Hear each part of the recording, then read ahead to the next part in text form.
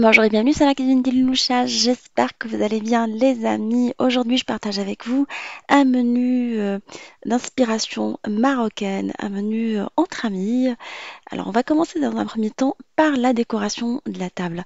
Alors, comme vous commencez à me connaître un tout petit peu, j'aime bien quand c'est un peu sobre. Le blanc et le gris, taupe, c'est mes couleurs préférées. Du coup, je suis partie sur une nappe un peu beige avec quelques filaments gris que j'ai acheté chez Maison du Monde. Les dessous de table, je les ai pris en gris avec quelques motifs arabesques. Une vaisselle blanche avec un tout petit peu de gris, légèrement argenté.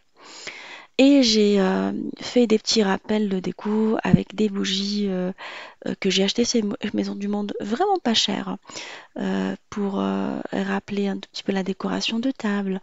Les verres également, je les ai achetés chez Maison du Monde. C'est des verres que j'ai trouvé vraiment pas chers en ce moment. On trouve pas mal de vaisselle qui rappellent les fêtes. C'est pas encore les fêtes, mais on en trouve pas mal. J'ai mis également quelques objets en céramique argentée, comme un bougeoir que j'ai rempli avec quelques pierres blanches qu'on trouve en vrac, et des bougies. J'ai mis une autre jarre en céramique. C'est des décos que j'avais dans ma chambre et que je prends de temps en temps pour décorer les tables. J'ai utilisé également ma boîte à bijoux pour mettre les serviettes. Comme ça rentrait un tout petit peu dans l'ambiance, j'ai trouvé que ça se mariait pas mal. Bah, du coup, j'ai mis les serviettes de table dedans. Quelques petites guirlandes en forme de cœur argenté que j'avais également, que je mettais au niveau de mes rideaux dans ma chambre, que j'ai mis sur la table. À chaque fois, je détourne les objets. Là, on va passer au menu. On commence par l'entrée des mini pastillas aux champignons et au poulet qu'on a déjà eu l'occasion de réaliser. Je sers avec une harira, une soupe harira en guise d'entrée, quelques tomates cerises pour décorer. En plat principal, une ceffa de cheveux d'ange que j'accompagne avec un tagine de veau au pruneau.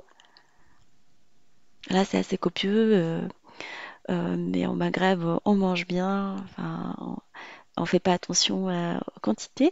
Et on finit par un tiramisu aux framboises avec la pistache et la fleur d'oranger. J'ai donné une petite touche orientale au tiramisu que je sers avec un thé vert à la menthe.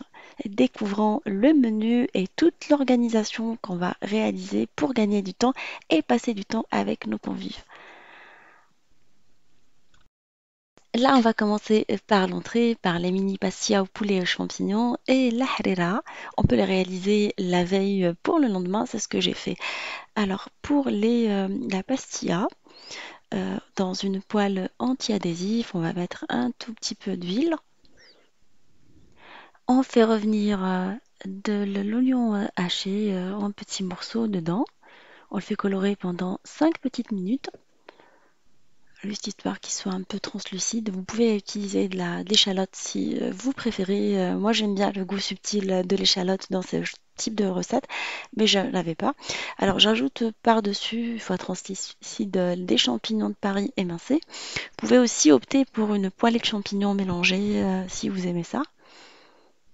À cette étape-là, il faut passer le feu à vif pour faire dégorger les champignons qui sont remplis d'eau. On rajoute par-dessus des cubes de poulet coupés, alors des cubes d'1,5 cm. Et on laisse le tout cuire à feu moyen.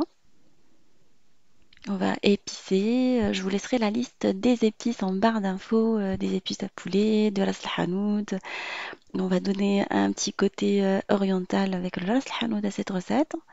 On va mettre les herbes, de la coriandre et du persil ciselé. Une fois la poêlée bien colorée, ça m'a pris 5 petites minutes, on va l'arroser avec de la crème liquide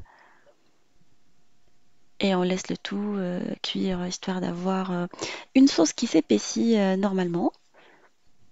Pendant 5 petites minutes, ça suffit. Et voilà, c'est prêt. On la laisse de côté refroidir avant d'attaquer le montage des feuilles de briques, c'est important de laisser vraiment refroidir au risque de déchirer la feuille de brique qui est très délicate.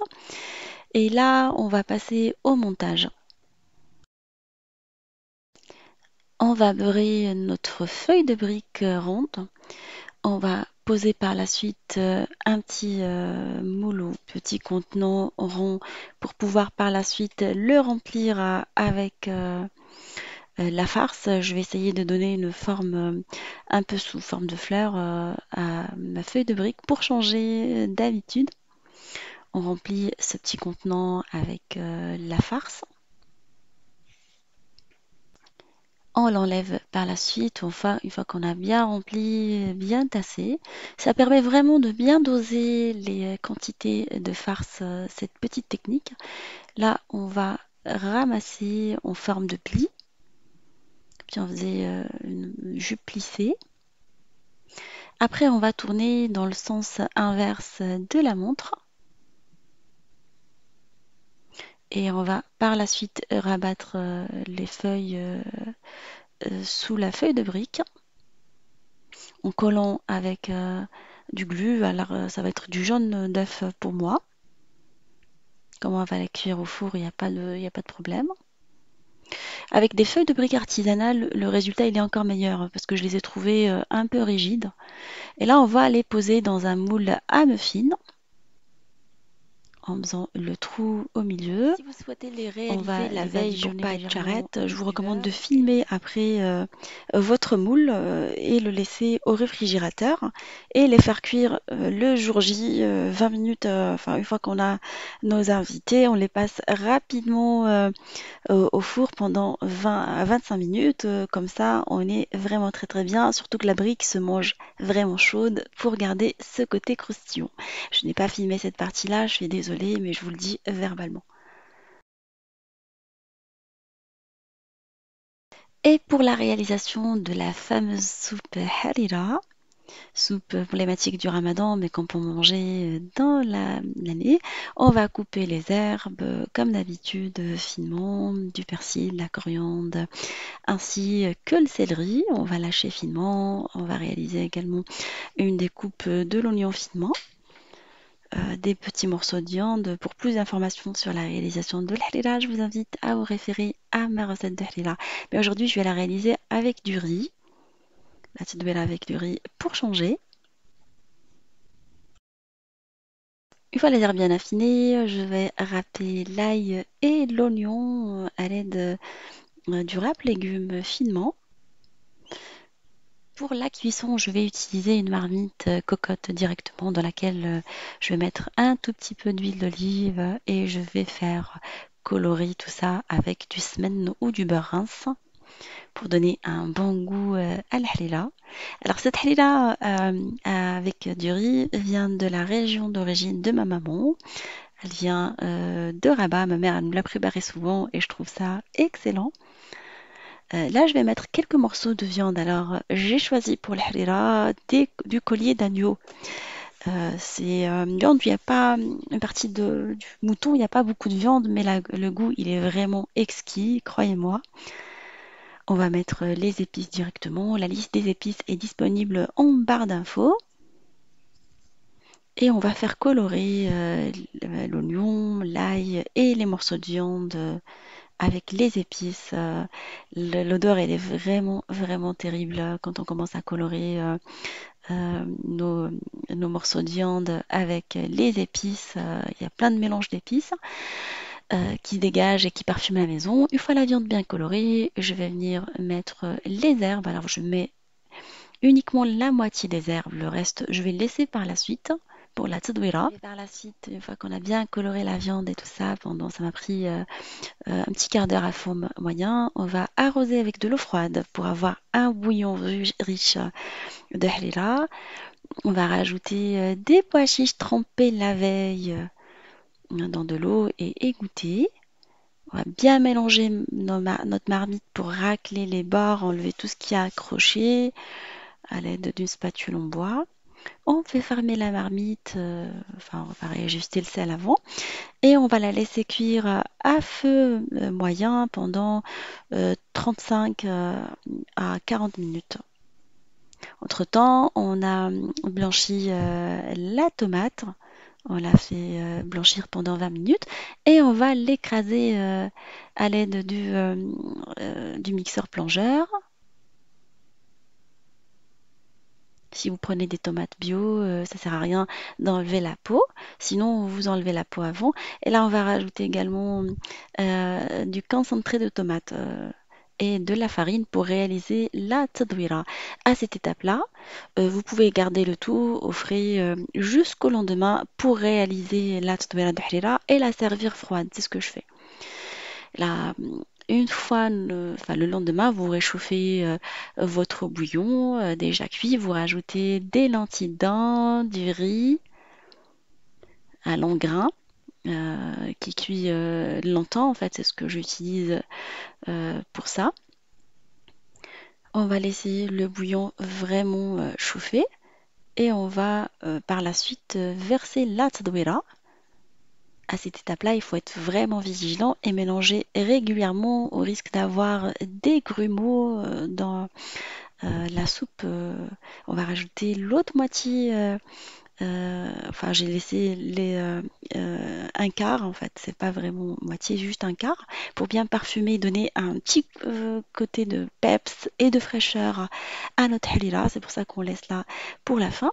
Et on va laisser le harira cuire tranquillement pendant une vingtaine de minutes. En général, c'est ce que je fais. Je mets les feuilletés à cuire. Une fois que les invités sont là, vous leur servez un petit jus avec quelques cacahuètes et ou des apéritifs si vous voulez, et vous passez à ça.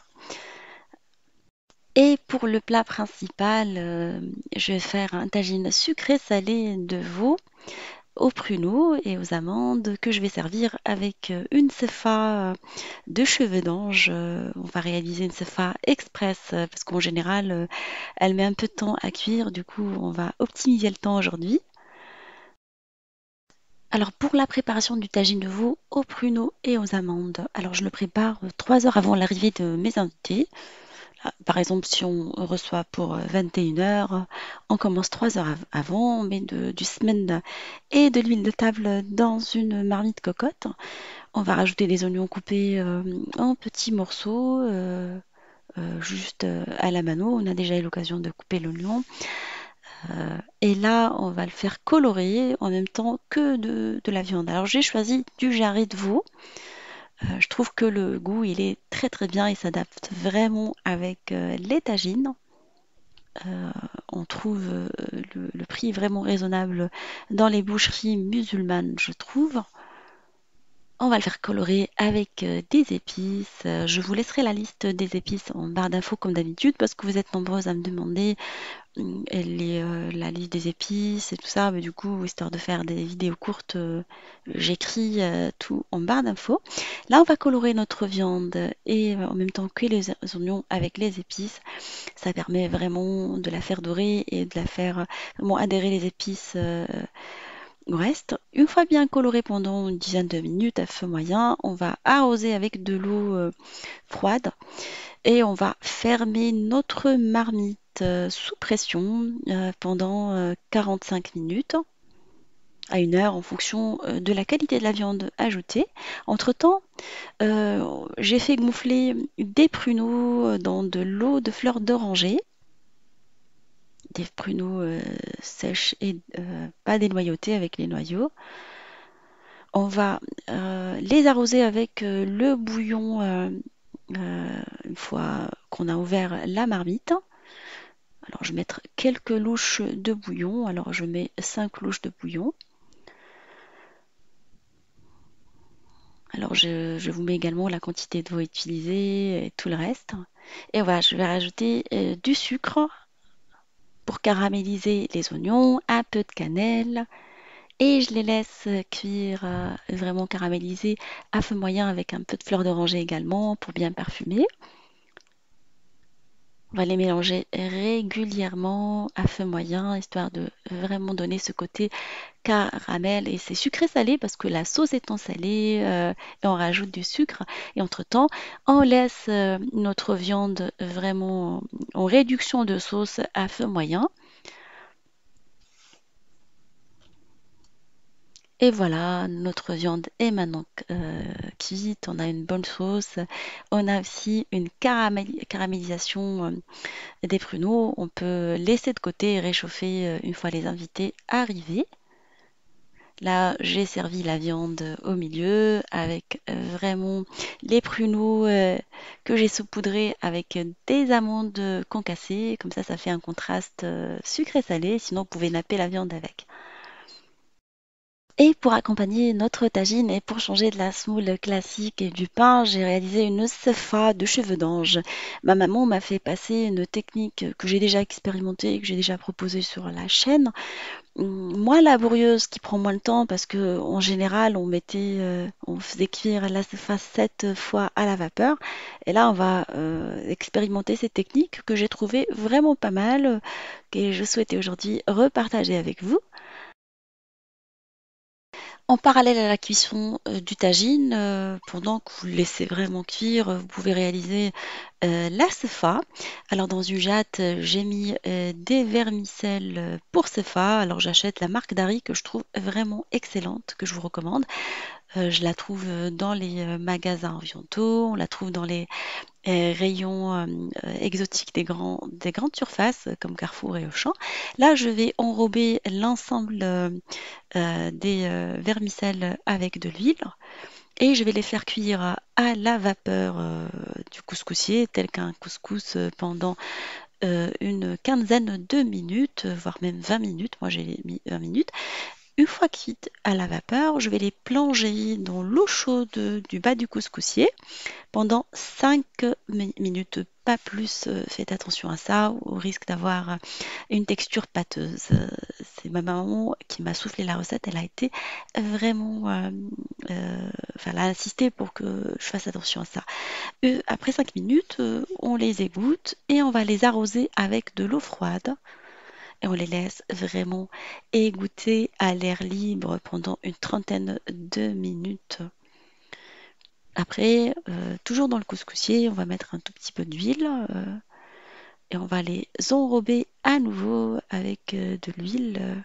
Ça permet vraiment de séparer les graines et on va les repasser à la vapeur pendant euh, 10 à 15 minutes supplémentaires. On n'oublie pas de mettre des raisins gonflés dans de l'huile d'olive qu'on va faire cuire à la vapeur en même temps que le reste. Et là, voilà, elles sont cuites, mes vermicelles. Je vais les replonger dans ma jatte. Sinon, vous mettez dans une grande assiette.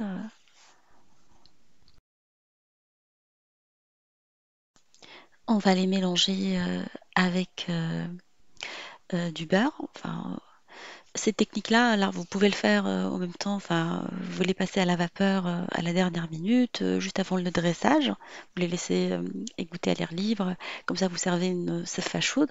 Vous mettez du beurre après et vous mélangez avec une spatule pour pas vous brûler les mains. On met également du sucre glace. Franchement, ça évoque vraiment chez moi beaucoup de souvenirs quand je mange la cefa, tous les mariages, toutes les réceptions qu'on a eues quand j'étais petite, quand on recevait la famille, les fêtes religieuses. Là, on va vraiment bien enrober l'ensemble des graines et on voit vraiment qu'elles sont séparées euh, avec cette technique qui met moins longtemps que d'habitude.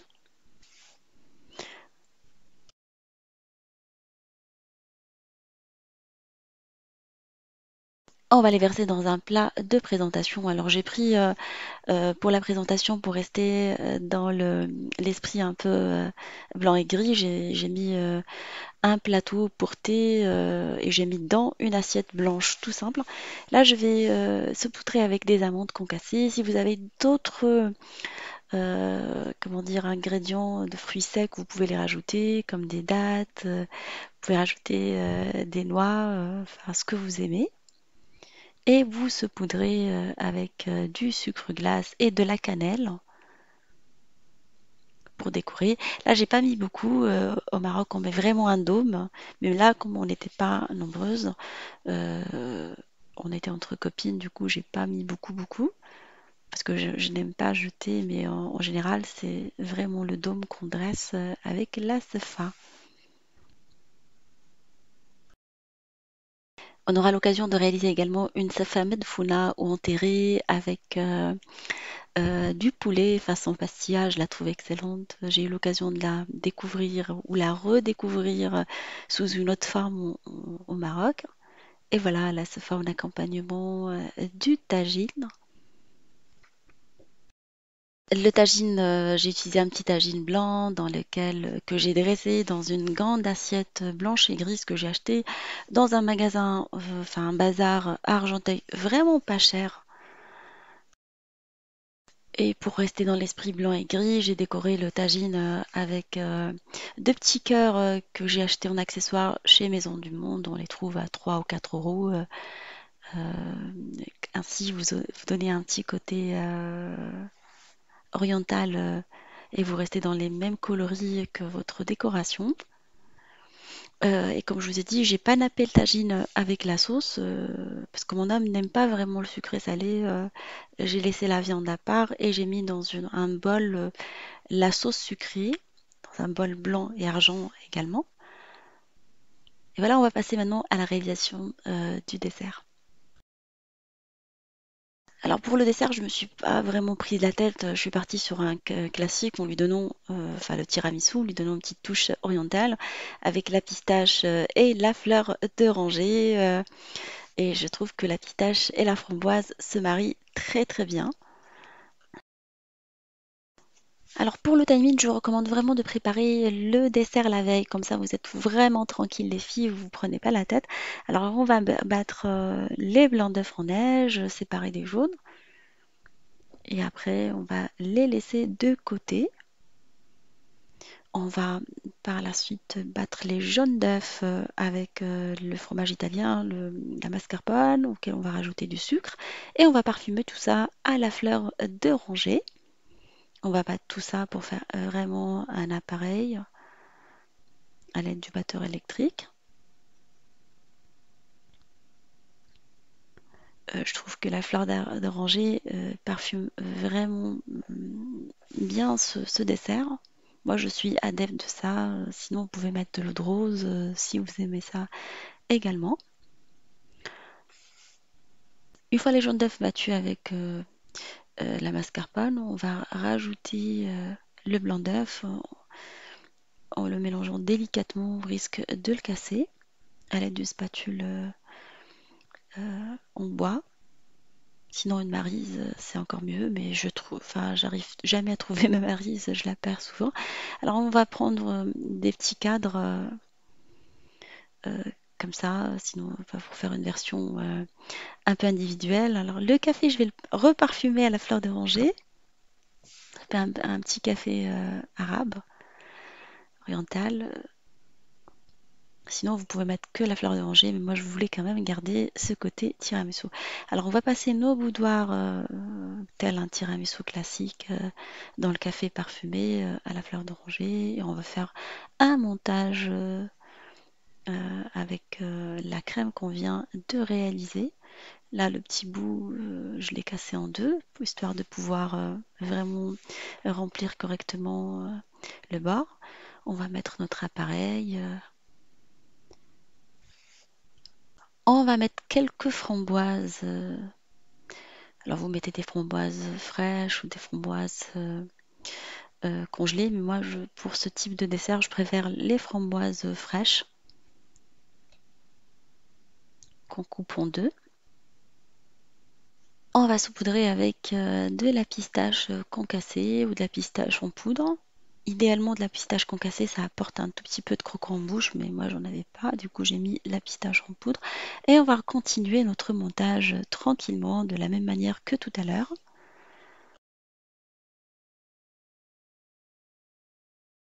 On va garder, une fois qu'on a finaliser tous les tiramisu au frais jusqu'au lendemain. Le lendemain, on va les démouler tranquillement. Voilà, on voit que ça a pris. Elle est cet ustensile qu'on trouve chez Cdiscount, sur Internet, dans plein de magasins de vaisselle, ainsi que dans les marchés maintenant. Moi, il me semble de l'avoir acheté chez Tati. Là, j'ai remis de la crème restante dans une douille et je vais mettre quelques décorations. Et je vais venir saupoudrer par la suite avec de la pistache. Voilà, notre dessert est maintenant prêt. Vous le faites à la dernière minute, ces petites décorations, avant de servir votre tiramisu avec un thé vert à la menthe. On décore avec une petite framboise pour rappeler qu'il y a de la framboise dans le dessert. Enfin, libre à vous. Voilà, j'ai fait un thé vert parfumé à la menthe. J'ai mis juste quelques feuilles de menthe dedans et j'ai servi en guise de dessert à la fin.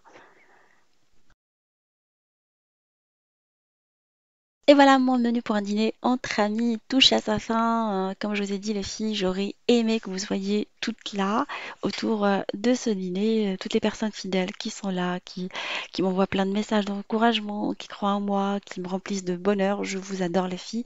Ça me touche vraiment beaucoup grâce à vous. Franchement, j'ai vu ma cuisine changer.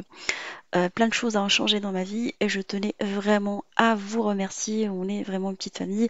Pour la prochaine fois, pourquoi pas partir sur une rencontre entre nous, histoire de pouvoir passer un petit moment entre filles. Je suis en train de finaliser l'idée dans ma tête avant de pouvoir vous proposer quelque chose de concret parce que je sais qu'on est dispersés un tout petit peu partout en France ou ailleurs.